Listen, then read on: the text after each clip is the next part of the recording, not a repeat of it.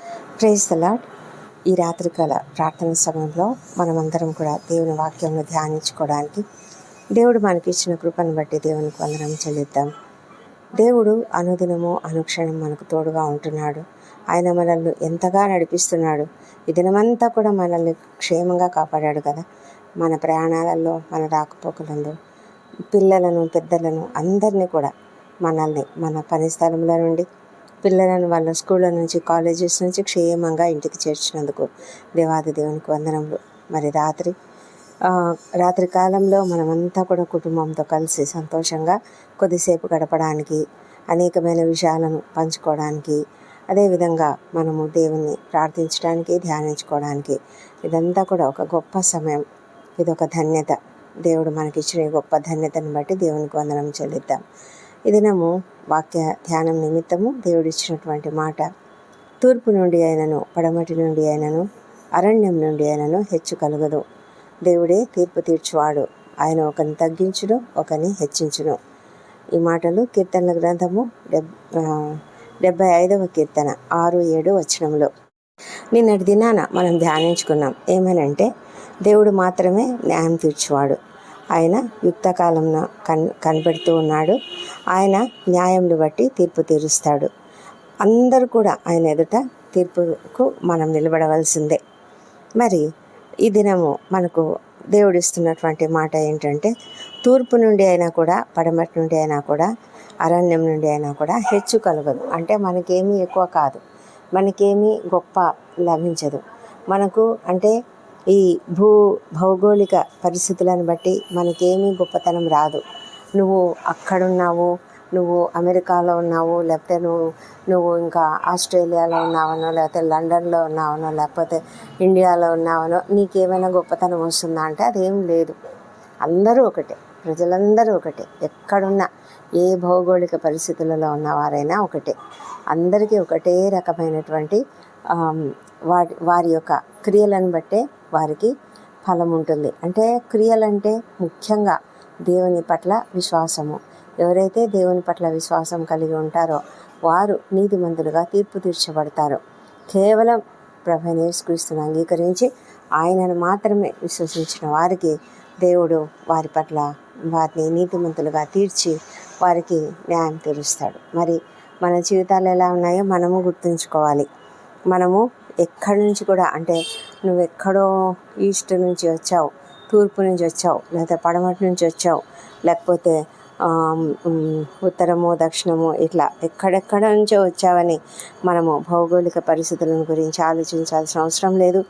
లేకపోతే అరణ్యంలో ఉన్నావు, లేకపోతే కొండల మీద ఉన్నావు, లేకపోతే మంచి ప్రదేశంలో ఉన్నావు అని దాని గురించి నీకు ఏది కూడా రాదు. తీర్పు అనేది వీటన్నిటిని బట్టి కాదు, మనుషుల సహాయం కాదు, మనుషుల యొక్క ప్రభావం కాదు, మనుషుల యొక్క ఇన్ఫ్లుయెన్స్ కాదు, వాళ్ళ యొక్క శక్తి కాదు. కానీ దేవుడు మాత్రమే సమస్తమును కూడా జరిగించేవాడు. ఆయన మాత్రమే మన పట్ల మనల్ని పరిశోధించి మనల్ని గురించి న్యాయం తీర్చేవాడు. ఆయన మాత్రమే న్యాయవంతుడు. ఆయనే న్యాయమూర్తి. ఆయన ఒకళ్ళని తగ్గించవచ్చు, ఒకళ్ళని హెచ్చించవచ్చు. మనం అడగలేము ఎవరిని, ప్రభా ఎందుకు అతన్ని ఇలాగ హెచ్చిస్తున్నావు, మరెందుకు నన్ను తగ్గిస్తున్నావు అని అడగడానికి లేదు. ఎందుకంటే ఆయనకు తెలుసు దేనిని బట్టి ఆయన ఒకళ్ళను హెచ్చుగా ఉంచుతాడు, ఒకరిని తగ్గుగా ఉంచుతాడు. మరి ధనవంతుడైనటువంటి ఒక వ్యక్తి ఉన్నాడు, మరి పేదవాడైన ఒక లాజరు అనే వ్యక్తి ఉన్నాడు. అతని యొక్క పరిస్థితి ఏంటంటే, ఆ ధనవంతుని ఆ ఇంటి దగ్గర గడప దగ్గర కూర్చుని అతడు పడేసే ఆ రొట్టె ముక్కలు తింటూ ఉండేటువంటి వాడు. అతను ఎంత కురుపులతో, బాధతో, వ్యాధితో ఉన్నాడు. అతని జీవితంలో, మరి ఈ లోకంలో అతను ఎంత దౌర్భాగ్యమైన పరిస్థితిని అనుభవించాడు. కానీ చివరికైతే అతని యొక్క పరిస్థితి పరలోకంలో ఎలా ఉందంటే, అతడు అబ్రహాం రొమ్మున ఆనుకున్నాడు. ధనవంతుడు అంత గొప్పగా ఈ లోకంలో సమస్త వైభోగాలను అనుభవించినటువంటి వాడు అక్కడ పాతాళంలో మంచినీరు, ఒక చుక్క నీరు కూడా లేక, మరి అల్లాడుతూ అగ్నిలో, గంధకంలో, వేడిలో బాధపడుతూ ఉన్నాడు. మరి అలాంటి పరిస్థితి రావచ్చు, మనకు తెలియదు. కాబట్టి వారి యొక్క మరి గొప్పతనాన్ని బట్టి మనం ఎవరిని గొప్ప చేయవలసిన అవసరం లేదు. వారి యొక్క బీదతనాన్ని, పేదరికాన్ని బట్టి ఎవరిని తగ్గించవలసిన అవసరం లేదు. మన యొక్క జీవితాలు మనం ఎప్పుడు కూడా మనల్ని మనం పరీక్షించుకోవడం, మనము దేవుని దృష్టిలో సరిగ్గా ఉన్నామా లేదో చూసుకోవడం, ఇతరులను ప్రేమించడం, ఇతరులకు వీలైనంతగా సహాయం చేయడం, అది మనం చేయాలి. ఈ దేవుడు సార్వభౌమాధికారి, ఆయన సమస్తమునకు అధికారి. ఆయన చేతిలో సమస్తం ఉన్నది, ఆయన అధీనంలోనే సమస్తం ఉన్నది. కాబట్టి మనం ఎప్పుడు కూడా దేని గురించి కూడా భయపడకుండా మనము దీనత్వంతో మరి నెమ్మదిగా దేవుని యందు భయభక్తులు, విశ్వాసం కలిగి, విధేయత కలిగి ఆయన పైన మాత్రమే ఆధారపడి జీవించడం మన యొక్క బాధ్యత. మరి అలాంటి బాధ్యత కలిగి విధేయతతో దేవుని సన్నిధిలో మనము దీనత్వం కలిగి జీవిద్దాం. ఆయన చేతి క్రింద, ఆయన బలిష్టమైన చేతి క్రింద దీనులమై ఉందాం. సంతోషంగా, సమాధానంతో ఉందాం. ఆయన యొక్క అద్భుతమైన శక్తిని బట్టి మనం ఆయనను స్తుతించి కనపరుద్దాం. అదే ఆయన కోరుకుంటాడు. ఆయనను కీర్తించడం, ఆయనను స్తుతించడం, అదే మనలో ఉండే అహంకారాన్ని, గర్వమును వదిలిపెడదాం. ఎందుకంటే గర్విష్ఠులను, అహంకారులను ఆయన అణిచివేస్తాడు. కాబట్టి మనము గర్వం లేకుండా ఉండడానికి మనల్ని గురించి మనం చాలా అధికంగా ఆలోచిస్తూ ఉంటాం. అలాంటిది చేయకుండా దీనత్వంతో ఉండడానికి మనము నేర్చుకుందాం. మరి రాత్రికాలము ఈ వాక్యము ధ్యానించుకుంటూ రాత్రి పడకలపై పరుండినప్పుడు మనం నెమ్మదిగా మరి ప్రశాంతంగా నిద్రపోవడానికి ప్రయత్నిద్దాం. దేవుడు మనల్ని దీవించి కాపాడనుగాక. మరి రాత్రి మనము ప్రార్థనలోనికి వెళ్ళకముందు దేవుని యొక్క వాక్యంను ధ్యానించుకుంటూ మనం ప్రార్థనలోనికి వెళ్దాం. పరిశుద్ధుడా, ప్రేమ కలిగిన మా ప్రియ పరలోకపు తండ్రి, నీకు వందనములు, నీకు స్తోత్రం నాయన. అవును ప్రభా, నీకు కృతజ్ఞతాస్తుతులు చెల్లిస్తున్నాం. ఎందుకంటే నీవు మాకు సమీపంగా ఉన్నవాడవు తండ్రి. మేము ఎప్పుడైతే నిన్ను ధ్యానిస్తూ అనుదినము నీ పట్ల భయభక్తులతో, విశ్వాసంతో వాక్యంను ధ్యానిస్తూ నీతో సన్నిహిత సంబంధం కలిగి ఉంటామో అప్పుడు నీవు మాకు సమీపంగా ఉంటావు తండ్రి. మేము నీకు కృతజ్ఞతాస్తుతులు చెల్లిస్తున్నాము ప్రభా. మేము నీ ఆశ్చర్యకార్యములను వివరించేలాగా మాకు సహాయం చేయండి తండ్రి. నీవు గొప్ప న్యాయమూర్తివై ఉన్నావు, న్యాయకర్తవై ఉన్నావు తండ్రి ప్రభా. న్యాయంని బట్టి తీర్పు తీర్చే దేవుడవై ఉంటున్నావు తండ్రి. మేమందరం కూడా నీ ఎదుట, నీ యొక్క న్యాయపీఠం ఎదుట నిలబడాలి ప్రభా. అలాంటి పరిస్థితుల్లో మేము అహంకారం లేకుండా ఉండడానికి సహాయం చేయండి మా తండ్రి దేవా. హెచ్చుగా మేము తలంచి, మమ్మల్ని మేము హెచ్చుగా ఎంచి, మేము నీకు విరోధంగా ఆలోచించకుండా మాకు సహాయం చేయండి. దీనత్వం కలిగి, దీనమైన మనసు కలిగి ఉండడానికి సహాయం చేయండి. అవును ప్రభా, ఎవరైతే దీన మనసు కలిగి ఉంటారో వారి దగ్గర నీవు నివసిస్తానని చెప్పావు తండ్రి. అలాంటి కృపను మాకు దయచేయమని ప్రార్థిస్తున్నాము దేవా ప్రభా. తూర్పు నుండి కానీ, పడమటి నుండి కానీ, అరణ్యం నుండి కానీ హెచ్చు కలగదని చెప్పావు. అవును తండ్రి, మా జీవితాలలో మేము ఎక్కడున్నామో ఆ భౌగోళిక పరిస్థితిని బట్టి గర్వించవలసిన అవసరం మాకు లేదు తండ్రి. మమ్మల్ని కనికరించండి దేవా తండ్రి. మా ప్రభా, మరి మీరు ప్రతి ఒక్కరిని ప్రేమిస్తున్నటువంటి దేవుడు. మా మనసులో ఉన్నటువంటి మానసికమైనటువంటి మంచి పరిస్థితిని మీరు గమనిస్తున్నారు. హృదయంలను పరిశోధించే దేవుడు.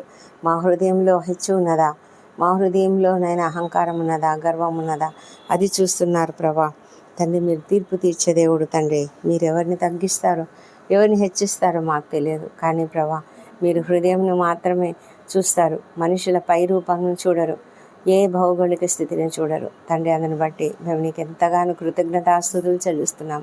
మా జీవితాలను మీరు పరిశోధిస్తుంటుండగా మేము కూడా మమ్మల్ని మేము పరిశోధించుకోవడానికి సహాయం చేయండి. ఈ రాత్రి మేము నీ సన్నిధిలో ప్రార్థిస్తున్నాము. మా అపరాధములను క్షమించండి. ఇతరుల మాడలా చేసిన అపరాధములను మేము కూడా క్షమిస్తున్నాము తండ్రి. మేము కూడా జాగ్రత్తగా తండ్రి, ఈ లోకంలో ఎన్నో పరిస్థితులు ఉన్నాయి తండ్రి. వాటన్నిటిని బట్టి కాదు తండ్రి, మేము నీ పైన మాత్రమే ఆధారపడి తండ్రి ప్రభా, మాకున్న హోదాను బట్టి కానీ, మాకున్న అత్యున్నతమైన విద్యను బట్టి కానీ అతిశయించకుండా తండ్రి నీ సన్నిధిలో మేము దీనత్వం కలిగి ఉండడానికి సహాయం చేయమని ప్రార్థిస్తున్నాము తండ్రి. దినమంతా మమ్మల్ని ఎంత జయప్రదంగా నడిపించారు. మా ప్రయాణాలలో తోడుగా ఉన్నారు. మమ్మల్ని క్షేమంగా ఇంటికి చేర్చారు. మంచి కుటుంబ జీవితం ఇచ్చారు నాయన, నీకు వందనములు. మరి ఏ కుటుంబంలో అయితే సంతోషం లేదో, సమాధానం లేదో, ఏ కుటుంబంలో అయితే నాయన మరి మనస్పర్ధలు ఉన్నాయో ఆ కుటుంబాన్ని మీరు ఆశీర్వదించి వారికి ఉన్నటువంటి ఆ పరిస్థితి నుంచి విడుదల ఏ శ్రమంలో కలుగునుగాక. సంపూర్ణమైన రక్షణ, శాంతి వారికి కలుగునుగాక. దేవా నీకు వందనములు. ప్రభా ప్రతి ఒక్కరు నీపైన ఆధారపడడానికి సహాయం చేయండి తండ్రి. బిడ్డలు ముఖ్యంగానైనా యవనస్తులు తండ్రి తమలో ఉన్నటువంటి ఆ తలాంతులను బట్టి, తమకున్నటువంటి విద్యను బట్టి, తమకున్నటువంటి టాలెంట్స్ని బట్టి ఎంతగానో నాయన అతిశయిస్తూ ఉంటారు. ప్రభా నీపైన ఆధారపడకుండా వాళ్ళ ఇష్టానుసారంగా జీవిస్తున్నటువంటి వారిని దయ ఉంచి నాయన నీ సన్నిధికి మార్చండి, నీ వైపునకు తిప్పండి.